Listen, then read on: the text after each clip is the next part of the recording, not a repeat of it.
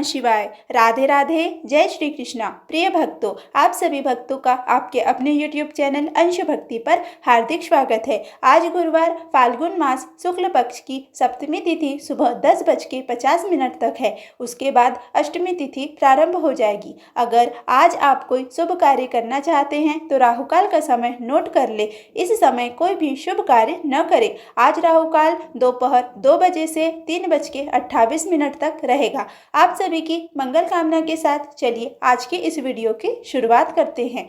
पहले समय में उल्कामुख नाम का एक बुद्धिमान राजा था। वह सत्यवक्ता और जितेंद्रिय था। प्रतिदिन देव स्थानों पर जाता और निर्धनों को धन देकर उनके कष्ट दूर करता था। उसकी पत्नी कमल के समान मुख वाली तथा सती साध्वी थी। भद्रशिला नदी के तट पर उन दोनों ने श्री सत्यनारायण भगवान का व्रत किया। उसी समय साधु नामक एक वैश्य आया। उसके पास व्यापार करने के लिए बहुत सा धन भी था। राजा को व्रत करते देखकर वह विनय के साथ पूछने लगा, हे राजन, भक्ति भाव से पूर्ण होकर आप यह क्या कर रहे हैं? मैं सुनने की इच्छा रखता हूँ, तो आप मुझे बताएं। राजा बोला, हे साधु, अपने बंधु बांधवों के साथ पुत्र आदि की प्राप्ति के लिए एक महान शक्तिमान श्री सत्यनारायण भगवान का व्रत व पूजन कर रहा हूँ।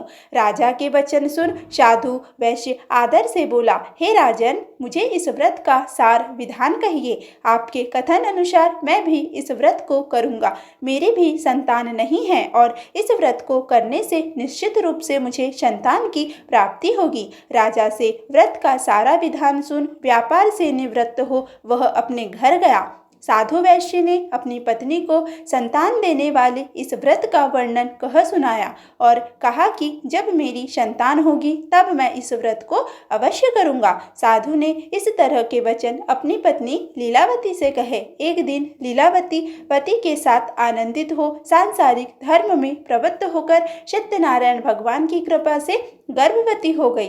10वें महीने में उसके गर्भ से एक सुंदर कन्या ने जन्म लिया। दिनों दिन वह कन्या ऐसे बढ़ने लगी जैसे कि शुक्ल पक्ष का चंद्रमा बढ़ता है। माता पिता ने अपनी कन्या का नाम कलावती रखा। एक दिन लीलावती ने मीठे शब्दों में अपने पति को याद दिलाया कि आपने सत्यनारायण भगवान के जिस व्रत को करने का संकल्प किया था उसे करने का समय आ गया है। आप इस व्रत को करिए। साधु बोला कि हे प्रिय, इस व्रत को मैं उसके विवाह पर अवश्य ही करूंगा। इस प्रकार अपनी पत्नी को आश्वासन देकर वह नगर को चला गया। कलावती पिता के घर में रह वृद्धि को प्राप्त हो गई।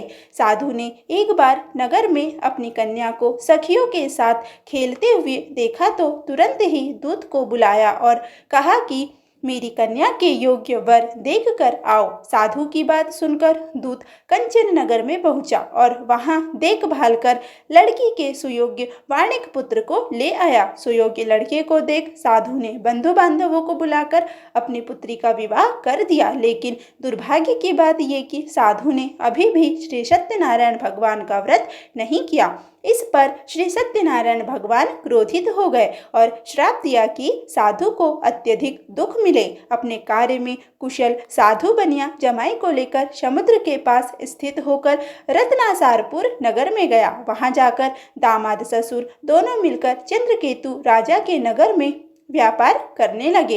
एक दिन भगवान सत्यनारायण की माया से एक चोर राजा का धन चुराकर भाग रहा था। उसने राजा के सिपाहियों को अपना पीछा करते देख चुराया हुआ धन वहां रख दिया जहां साधु अपने जमाई के साथ ठहरा हुआ था।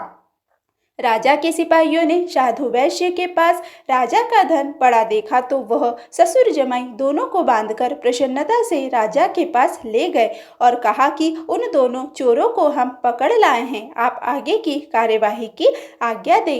राजा की आज्ञा से उन दोनों को कठिन कारावास में डाल दिया गया और उनका सारा धन भी उनसे छीन लिया गया। श्री सत्यनारायण भगवान के श्राप से साधु की पत्नी भी बहुत दुखी हुई। घर में जो धन रखा था उसे चोर चुरा ले गए। शारीरिक तथा मानसिक पीड़ा व भूख प्यास से अति दुखी हो अन्न की चिंता में कलावती एक ब्राह्मण के घर गई।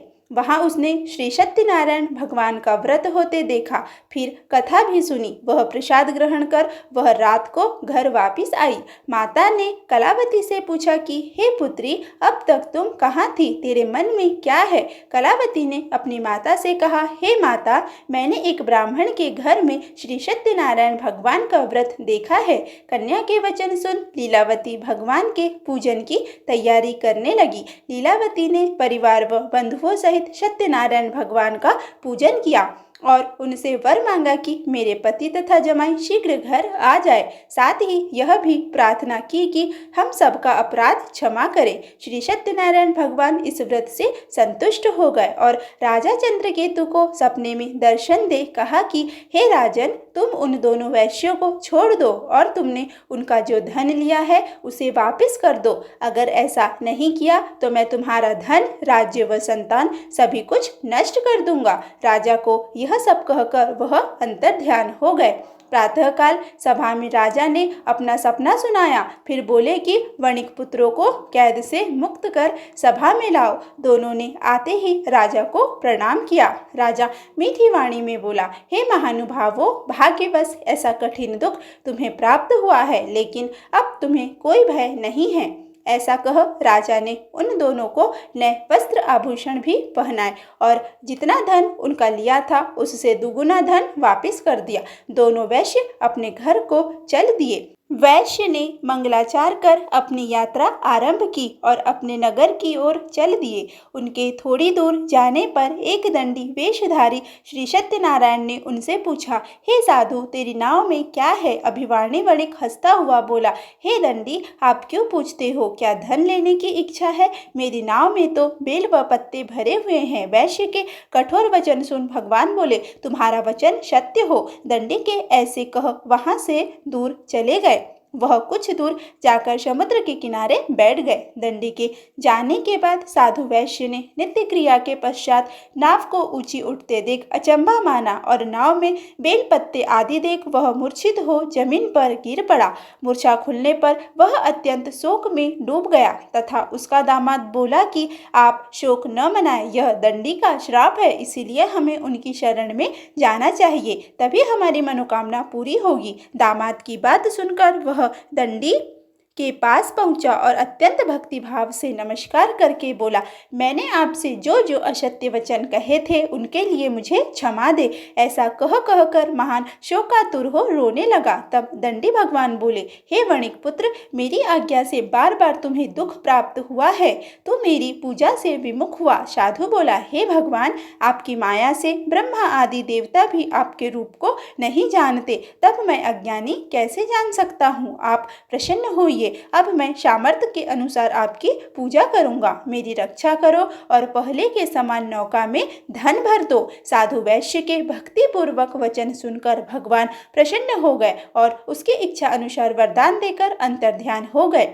ससुर जमाई जब नाव पर आए तो नाव धन से भरी हुई थी। फिर वही अपने अन्य साथियों के साथ सत्यनारायण भगवान का पूजन कर अपने नगर को चल दिए। जब नगर के नजदीक पहुंचे तो दूत को घर पर खबर करने के लिए भेज दिया। दूत साधु की पत्नी को प्रणाम कर कहता है कि मालिक अपने दामाद सहित नगर के निकट आ गए हैं। दूत की बात सुन साधु की पत्नी लीलावती ने बड़े हर्ष के साथ सत्यनारायण भगवान का पूजन कर अपनी पुत्री कलावती से कहा कि मैं अपने पति के दर्शन को जाती हूँ, तू कार्य पूर्ण कर शीघ्र आ जा। माता के ऐसे वचन सुन कलावती जल्दी में प्रसाद छोड़ अपने पति के पास चली गई। प्रसाद की अवज्ञा के कारण श्री सत्यनारायण भगवान रुष्ट हो गए और नाव सहित उसके पति को पानी में डुबो दिया। कलावती अपने पति को वहां न पाकर रोती हुई जमीन पर गिर गई।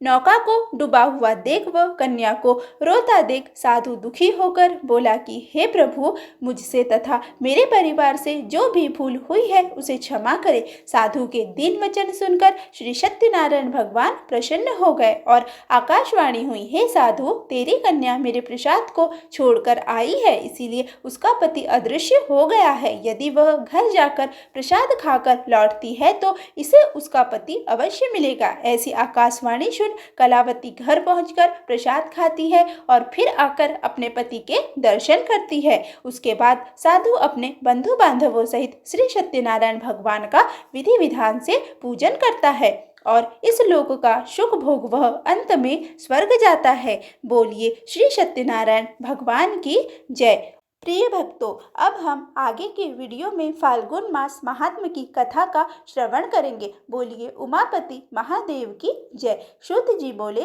इसके बाद मैं मल्लिका अर्जुन की उत्पत्ति का वर्णन करूंगा। जब तारकासुर का वध करने वाले महाबलवान पार्वती पुत्र कार्तिकेय पृथ्वी की परिक्रमा कर कैलाश पर पुनः आए, तब उस समय देवर्षि नारद ने वहां आकर उस अपनी बुद्धि से उन्हें भ्रमित करते हुए गणेश के विवाह आदि का सारा वृत्तांत कहा।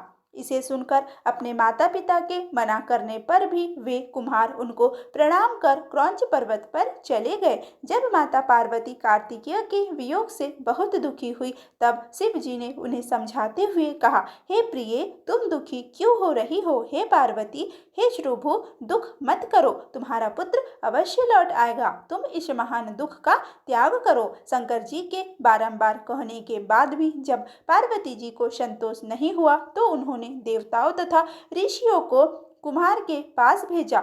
उसके बाद गणों को साथ लेकर सभी बुद्धिमान देवता एवं महर्षि प्रसन्न होकर कुमार को लाने के लिए वहां गए। वहां जाकर कुमार को भली भांति प्रणाम करके उन्हें अनेक प्रकार से समझाकर उन सभी ने आदर पूर्वक प्रार्थना की। तब स्वाभिमान से उद्दीप्त उन कार्तिकेय ने शिव जी की आज्ञा से युक्त उन देवगणों की प्रार्थना को स्वीकार नहीं किया। तत्पश्चात वे सभी लोग पुनः शिव जी के समीप लौट आए और उन्हें प्रणाम कर शिव जी से आज्ञा ले अपने अपने धाम को चले गए। तब उनके न लौटने पर शिव जी एवं पार्वती को पुत्र वियोगजन्य महान दुख प्राप्त हुआ। इसके बाद वे दोनों लौकिकाचार प्रदर्शित करते हुए अत्यंत दीन एवं दुखी हो परम स्नेहवश वहां गए, जहाँ उनके पुत्र कार्तिकेय रहते थे। तब वे पुत्र कार्तिकेय माता पिता का आगमन जान स्नेह रहित हो उस पर्वत से 3 योजन दूर चले गए। अपने पुत्र के दूर चले जाने पर वे दोनों ज्योति रूप धारण कर वहीं क्रौंच पर्वत पर विराजमान हो गए। पुत्र स्नेह से व्याकुल हुए वे शिव तथा पार्वती अपने पुत्र कार्तिकेय को देखने के लिए प्रत्येक पर्व पर वहां जाते हैं। अमावस्या के दिन साक्षात शिव वहां जाते हैं तथा पूर्णमासी के दिन पार्वती वहां निश्चित रूप से जाती है। उस दिन से लेकर मल्लिका, पार्वती तथा अर्जुन शिव जी का मिलित रूप वह अद्वितीय शिवलिंग तीनों लोकों में हुआ।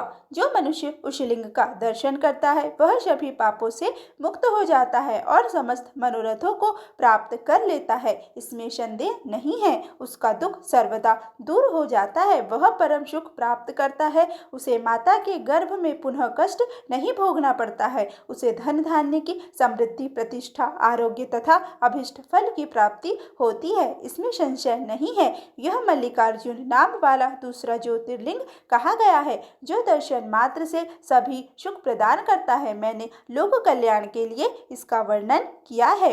ऋषि बोले, हे सूत जी, आप व्यास जी की कृपा से सब कुछ जानते हैं। इन ज्योतिर्लिंगों की कथा सुनाकर हमें तृप्ति नहीं मिल रही है, अतः हे प्रभु, हम लोगों पर विशेष रूप से अतुलनीय कृपा करके अब आप तीसरे ज्योतिर्लिंग का वर्णन कीजिए। सूत जी बोले, हे ब्राह्मणों, आप श्रीमानों की संगति प्राप्त कर मैं धन्य एवं कृतकृत्य हो गया, क्योंकि सज्जनों की संगति धन्य होती है। अतः मैं इसे अपना सौभाग्य मानकर पवित्र पाप का नाश करने वाली तथा दिव्य कथा को कहूँगा।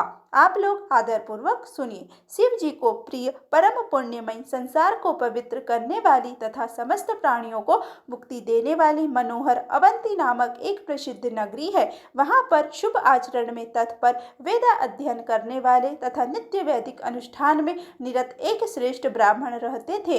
वे ब्राह्मण नित्य अग्निहोत्र करते तथा शिव पूजा में संलग्न रहते थे। वे प्रतिदिन पार्थिव लिंग का पूजन करते थे। उन वेद प्रिय ब्राह्मण ने सारे कर्मों का फल प्राप्त कर भली भांति ज्ञान परायण होकर अंत में सज्जनों की गति प्राप्त की। हे मुनीश्वरों, उनके चारों पुत्र भी उसी प्रकार शिव पूजा में तत्पर तथा सदा माता पिता की आज्ञा मानने वाले थे। उनमें सबसे बड़ा देवप्रिय, उसके बाद प्रिय मेधा तीसरा सुकृत नाम वाला तथा चौथा धर्मनिष्ठ सुव्रत था। उनके पुण्य प्रताप से पृथ्वी पर सुख बढ़ रहा था। जैसे शुक्ल पक्ष में चंद्रमा बढ़ता है, उसी प्रकार उनके सुखदायक गुण भी वहां निरंतर बढ़ रहे थे।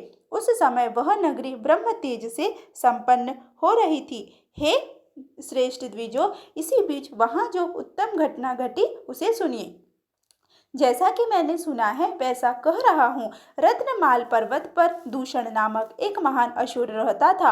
धर्म से द्वेष करने वाला वह महाबलवान दैत्यराज ब्रह्मा जी के वरदान से जगत को तुच्छ समझता था। उसने देवगणों को पराजित कर उन्हें उनके स्थान से निकाल दिया। उस दुष्ट ने पृथ्वी पर सभी प्रकार के वेद धर्मों तथा स्मृति धर्म को उसी प्रकार नष्ट कर दिया जैसे सिंह खरगोशों को नष्ट कर देता है। जितने भी वेद धर्म थे उन सबको उसने नष्ट कर दिया और प्रत्येक तीर्थ तथा क्षेत्र में धर्म को दूर हटा दिया। एकमात्र रम्य अवंती नगरी ही दिखाई दे रही थी जहाँ वैदिक धर्म अभी प्रतिष्ठित है। ऐसा विचार कर उसने जो किया उसे आप लोग सुने। उस महान असुर दूषण बहुत बड़ी सेना लेकर वहां रहने वाले सभी ब्राह्मणों को उद्देश्य करके चढ़ाई कर दी। वहां आकर विप्रद्रोही एवं महाखल उस दैत्येंद्र ने अपने 4 दैत्य श्रेष्ठ सेनापतियों को बुलाकर यह वचन कहा।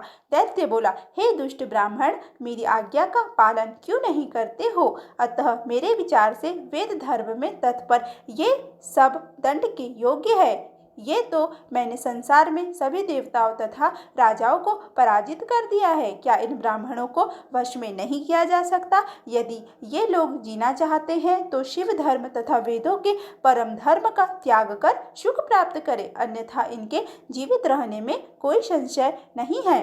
यह मैं सत्य कहता हूँ। तुम लोग निसंकोच होकर इस कार्य को करो। शुद्ध जी बोले, इस प्रकार विचार कर वे चारों दैत्य चारों दिशाओं में प्रलयकालीन अग्नि के समान प्रज्वलित हो उठे। तब दैत्यों के इस प्रयास को सुनकर भी उस समय शिव ध्यान परायण उन ब्राह्मणों को कुछ भी दुख नहीं हुआ। उसी समय वे ब्राह्मण शिव ध्यान से रेखा मात्र भी विचलित नहीं हुए और धैर्य धारण किए थे। शिव जी के आगे वे बेचारे दैत्य क्या है? इसी बीच वह उत्तम नगरी दैत्यों से व्याप्त हो गई। तब उन दैत्यों से पीड़ित सभी लोग ब्राह्मणों के पास आए। लोग बोले, हे स्वामियों, अब क्या करना चाहिए? कि वे दुष्ट आ गए हैं, उन्होंने बहुत से लोगों को मार डाला, इसलिए हम लोग आपके पास आए हैं। सूत जी बोले, उन लोगों की यह बात सुनकर शिव में सदा विश्वास करने वाले वे ब्राह्मण वेद प्रिय के पुत्र उन लोगों से कहने लगे। ब्राह्मण बोले, आप लोग सुनिए, हमारे पास दुष्टों को भय देने वाला सैन्य बल नहीं है और न ही शस्त्र है जिससे हम उन्हें पराजित कर सके। सामान्य व्यक्ति का आश्रय लेने पर भी मनुष्य का अपमान नहीं होता, फिर हम लोग तो सर्वसम्मत शिव जी के आश्रित है। हमारा अपमान ये असुर किस प्रकार कर सकते हैं? अतः भगवान शिव ही असुरों के भय से हमारी रक्षा करेंगे। भक्त वत्सल सदाशिव को छोड़कर संसार में अब हमें कोई शरण देने वाला नहीं है। सूत जी बोले, इस प्रकार वे ब्राह्मण धैर्य धारण कर भली भांति पार्थिव पूजन कर शिव जी के ध्यान में तत्पर रहे। उसी समय उस बलवान दूषण दैत्य ने उन ब्राह्मणों को देखा और यह वचन कहा, इनको मारो, इनका वध कर दो। किंतु शिव जी के ध्यान में परायण उन वेद प्रिय के पुत्रों ने उस दैत्य के द्वारा कहा गया वचन नहीं सुना। उसके बाद जब ही उस दुष्ट आत्मा ने उन ब्राह्मणों को मारना चाहा, तभी उस पार्थिव के स्थान पर शब्द करता हुआ एक गड्ढा हो गया। उस गड्ढे में विकट रूपधारी महाकाल नाम से विख्यात दुष्टों का संहार करने वाले एवं सज्जनों को गति देने वाले शिव जी प्रकट हो गए। अरे दुष्ट, मैं महाकाल हूँ और तुम्हारे जैसे दुष्टों के लिए महाकाल रूप में प्रकट हुआ हूँ। तुम इन ब्राह्मणों के समीप से दूर भाग जाओ। ऐसा कहकर महाकाल शंकर ने हुंकार मात्र से ही सैन्य सहित उस दूषण को शीघ्र भस्म कर दिया। उन्होंने कुछ सैनिकों को मार डाला और कुछ सेना भाग गई।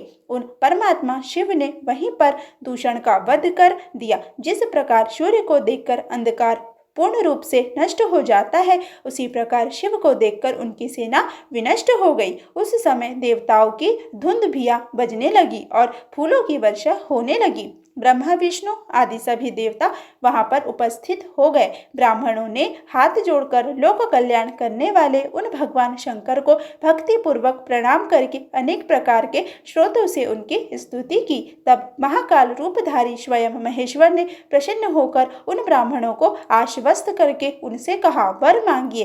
तब यह सुन वे सभी ब्राह्मण हाथ जोड़कर तथा सिर झुकाकर भक्ति पूर्वक भगवान शिव को प्रणाम करके कहने लगे। द्विज बोले, हे महाकाल, हे महादेव, दुष्टों को दंड देने वाले, हे प्रभो, हे शंभो, हे शिव, आप हमें संसार सागर से मुक्ति दीजिए। हे शिव, हे शंभो, हे प्रभो, आप संसार की रक्षा के लिए यहीं पर निवास करें और अपने दर्शन करने वाले मनुष्यों का आप सदा उद्धार कीजिए। शुद्ध जी बोले। उनके ऐसा कहने पर शिव जी उन्हें सद्गति प्रदान कर भक्तों के रक्षार्थ उस परम सुंदर गर्त में स्थित हो गए। इस प्रकार वे ब्राह्मण मुक्त हो गए और वहां चारों दिशाओं में एक कोश परिमाण वाला स्थान लिंग रूप शिव जी का कल्याणमय क्षेत्र हो गया। तभी से महाकालेश्वर भगवान शिव पृथ्वी पर प्रसिद्ध हुए। हे द्विजो, उनका दर्शन करने से स्वप्न में भी कोई दुख नहीं होता। जो मनुष्य जिस जिस कामना की अपेक्षा करके उस लिंग की उपासना करता है वह उस मनोरथ को प्राप्त कर लेता है और परलोक में मोक्ष भी प्राप्त करता है। हे सुव्रतो, महाकाल की उत्पत्ति तथा उनका महात्मा मैंने कह दिया है। अब आप लोग और क्या सुनना चाहते हैं? ऋषि बोले, हे महामते, भक्तजनों की रक्षा करने वाले महाकाल नाम से विराजमान ज्योतिर्लिंग के महात्मा का पुनः वर्णन कीजिए। सूत जी बोले, हे ब्राह्मणों, भक्तों की रक्षा करने वाले महाकाल नामक ज्योतिर्लिंग का भक्ति पूर्वक महात्मा आदर पूर्वक सुनिए। उज्जैनी नगर में चंद्रसेन नाम का एक महान राजा था, जो सभी शास्त्रों के तात्पर्य को तत्वतः जानने वाला शिव भक्त तथा जितेंद्रिय था। उस राजा का मित्र महादेव के गणों में प्रमुख मणिभद्र नामक गण था। वह समस्त लोगों द्वारा नमस्कृत था। किसी समय उदार बुद्धि वाले उस गणाध्यक्ष मणिभद्र ने प्रसन्न होकर उसे चिंतामणि नामक उत्तम मणि प्रदान की। सूर्य सदृश प्रकाश करने वाली यह मणि कौस्तुभमणि के समान ध्यान करने, दर्शन करने तथा सुनने मात्र से निश्चय ही कल्याण प्रदान करती थी। उनके प्रकाश तल का स्पर्श पाते ही कांसा, तांबा, लोह, शीशा, पाषाण तथा अन्य धातु खनिज आदि भी शीघ्र ही सुवर्ण हो जाते थे। उस चिंतामणि को गले में धारण करके वह परम शिव भक्त राजा चंद्रसेन इस प्रकार शोभित होता था जैसे देवगणों के बीच सूर्य सुशोभित होते हैं। चिंतामणि से युक्त ग्रीवा वाले नृपश्रेष्ठ चंद्रसेन के विषय में सुनकर पृथ्वी के समस्त राजा उस मणि को लेने के लिए आतुर मन वाले हो गए। उन मूर्ख एवं मत्सर ग्रस्त राजाओं ने देवलब्ध उस मणि को अनेक उपायों के द्वारा चंद्रसेन से मांगा, किंतु हे ब्राह्मणों, महाकाल में दृढ़ भक्ति रखने वाले उस चंद्रसेन ने सभी राजाओं की याचना निष्फल कर दी। तब राजा चंद्रसेन से इस प्रकार तिरस्कृत हुए सभी देशों के समस्त राजाओं ने खलबली मचा दी। इसके बाद वे सभी राजा चतुरंगिनी सेना से युक्त होकर उस चंद्रसेन को युद्ध में जीतने के लिए भली भांति उद्धत हो गए। आपस में मिले हुए उन सभी राजाओं ने एक दूसरे को संकेत से अपना मनोभाव समझाकर बहुत सारे सैनिकों के साथ मिलकर उज्जैनी के चारों द्वारों को घेर लिया। तब अपनी नगरी को समस्त राजाओं के द्वारा घिरी देखकर वह राजा उन्हीं महाकालेश्वर की शरण में गया। वह राजा निर्विकल्प होकर तथा निराहार रहकर दृढ़ निश्चय पूर्वक एकाग्रचित हो दिन रात महाकाल का अर्चन करने लगा। इसके बाद महाकाल भगवान शिव जी ने प्रसन्नचित्त होकर उस राजा की रक्षा करने के लिए जो उपाय किया उसे आप लोग आदर पूर्वक सुनिए। हे विप्रो, उसी समय कोई ग्वालिन बालक सहित उस उत्तम नगर में घूमती हुई महाकाल के निकट पहुंची। 5 वर्ष की अवस्था वाले बालक को लिए हुए वह विधवा ग्वालिन राजा के द्वारा की जाती हुई महाकाल की पूजा को आदर पूर्वक देखने लगी। राजा के द्वारा की गई उस आश्चर्यजनक शिव पूजा को देख करके शिव जी को प्रणाम कर वह पुनः अपने शिविर में लौट गई। यह सब अच्छी तरह देखकर उस गोपी पुत्र ने कौतूहलवश उस शिव पूजन को करने का विचार किया। उसने अपने शिविर के निकट ही किसी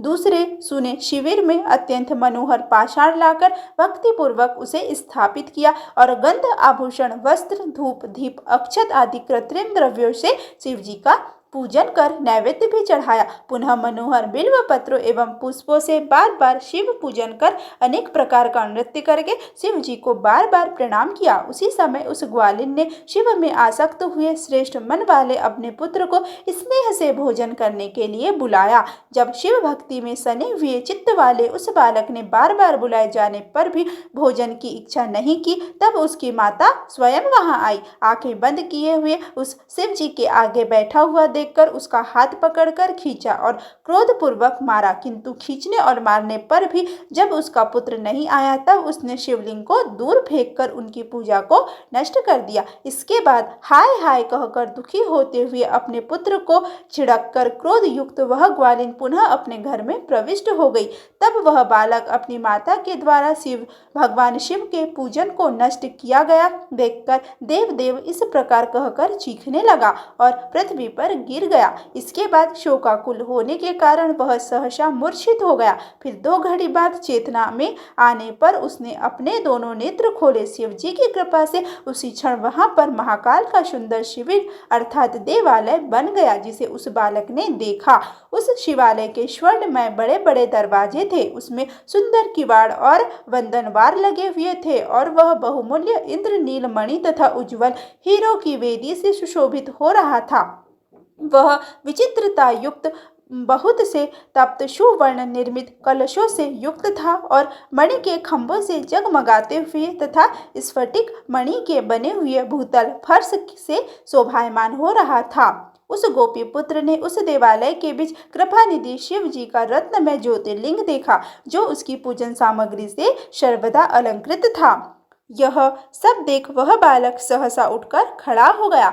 उसे मन में बड़ा आश्चर्य हुआ और वह उठकर आनंद सागर में मानो निमग्न हो गया। तदंतर बारंबार शिव जी की स्तुति तथा प्रणाम करके सूर्यास्त होने पर वह बालक शिवालय से अपने शिविर में चला गया। वहां जाकर उसने शीघ्र ही इंद्रनगर के समान सुवर्ण से बने हुए विचित्रता से युक्त तथा अत्यंत उज्जवल अपने शिविर को देखा। उसने सायंकाल के समय प्रसन्न हो मणियों एवं सुवर्ण से रचित सर्व शोभा संपन्न अपने भवन में प्रवेश किया। वहां उसने दिव्य लक्षणों वाली रत्न अलंकारों से जगमगाते हुए अंगों वाली तथा साक्षात शूरंगना के समान प्रतीत होती हुई अपनी माता को सोते हुए देखा।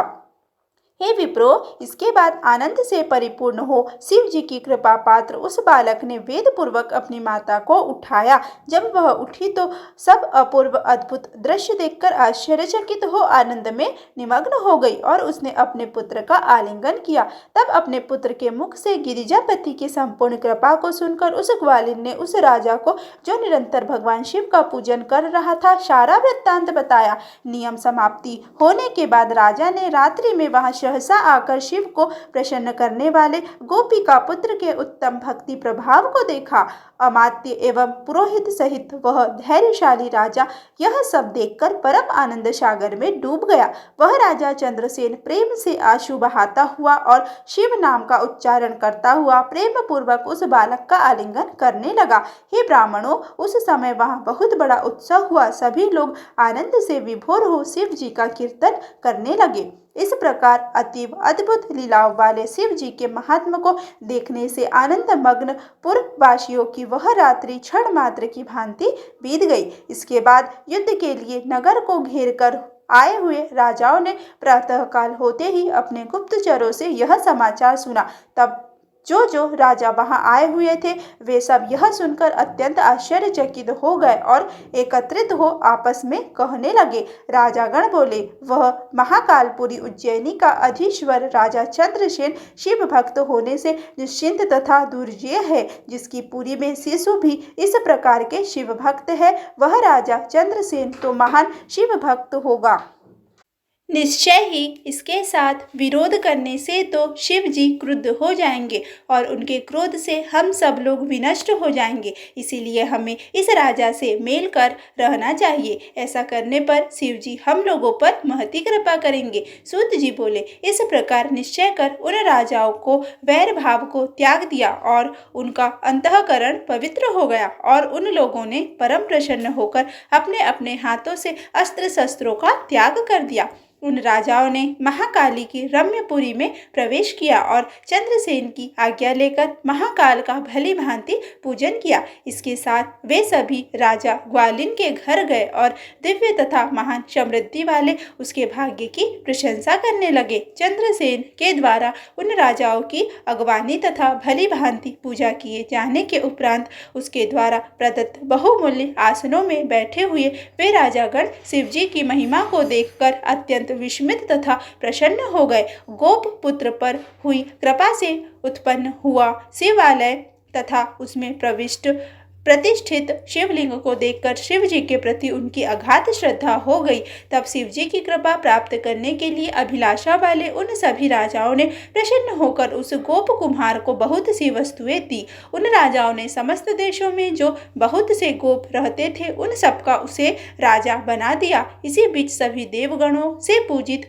वानराधिपति तेजस्वी हनुमान जी वहां प्रकट हुए। हनुमान जी के प्रकट हो जाने से सभी राजा आश्चर्यचकित हो गए और वे उठकर भक्ति भाव से समन्वित हो उन्हें प्रणाम करने लगे। उन सभी के बीच में विराजमान हनुमान जी उनसे पूजित हो उस गोप पुत्र का आलिंगन कर राजाओं की ओर देख करके यह कहने लगे। हनुमान जी बोले, हे राजाओं, आप सभी लोग तथा दूसरे देहधारी भी सुने। जो भी शरीरधारी प्राणी है उनका शरणदाता शिव के अतिरिक्त अन्य कोई नहीं है। इसी प्रकार इस गोप पुत्र ने भाग्य से शिव पूजा को देखकर बिना मंत्र के ही कल्याणकारी शिव जी का पूजन कर उन्हें प्राप्त कर लिया।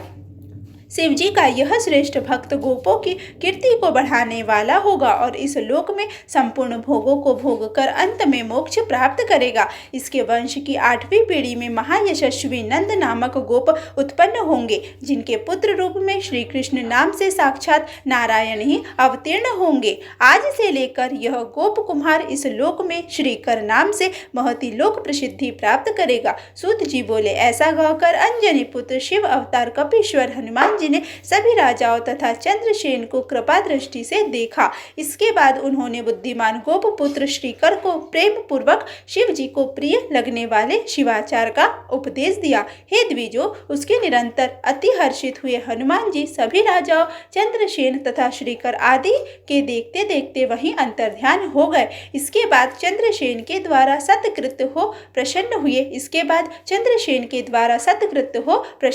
सभी राजा उनसे आज्ञा लेकर अपने अपने स्थान को चले गए। परम तेजस्वी श्रीकर भी हनुमान जी से उपदेश पाकर धर्म के ब्राह्मणों के साथ शिव पूजन करने लगा। इस प्रकार महाराज चंद्रसेन तथा गोप पुत्र श्रीकर दोनों की बड़ी प्रीति से महाकाल की उपासना करने लगे। कुछ समय बाद वह श्रीकर तथा राजा चंद्रसेन भी महाकाल की आराधना कर परम पद को प्राप्त हुए। इस प्रकार महाकाल नामक ज्योतिर्लिंग सज्जनों को शुभ गति देने वाला, सभी दुष्टों का वध करने वाला, कल्याणकारी तथा भक्तों के ऊपर दया करने वाला है। हे द्विजो, मैंने अत्यंत पवित्र, गोपनीय, सभी प्रकार के सुखों को देने वाले, स्वर्ग को प्रदान करने वाले तथा शिव में भक्ति को बढ़ाने वाले इस आख्यान का वर्णन किया है। प्रिय भक्तों, आज की कथा यहीं पर समाप्त होती है। यदि आज की कथा आप लोगों को अच्छी लगी हो तो प्लीज़ वीडियो को लाइक करें, वीडियो को ज़्यादा से ज़्यादा शेयर करें तथा चैनल पर पहली बार आए हैं तो चैनल को सब्सक्राइब करना बिल्कुल भी ना भूलें। धन्यवाद।